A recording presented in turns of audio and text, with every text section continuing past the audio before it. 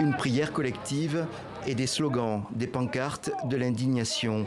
Ce mercredi, les Palestiniens d'Afrique du Sud et leurs soutiens sont venus crier leur colère devant le consulat américain de Johannesburg. Ils dénoncent les bombardements sur Gaza en représailles à l'attaque du Hamas en Israël. Depuis la lutte contre l'apartheid de l'ANC, des relations étroites ont été tissées avec les Palestiniens.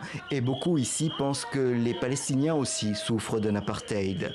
L'Afrique du Sud est donc devenue un foyer important du mouvement international BDS qui demande des sanctions contre Israël.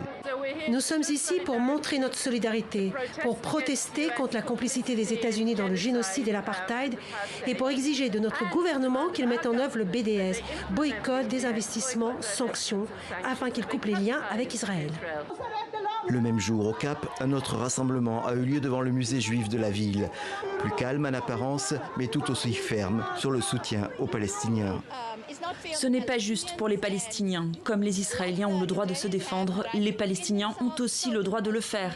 Et chaque fois qu'ils le font, le monde les condamne et les qualifie de terroristes. J'ai le sentiment que c'est totalement injuste. Ces militants ne sont pas isolés dans le pays. En début de semaine, le département des relations internationales ainsi que l'ANC, le parti au pouvoir, ont chacun dans un communiqué marqué leur soutien au peuple palestinien. Ce jeudi, le président sud-africain a proposé l'intervention de son pays pour travailler à une résolution du conflit.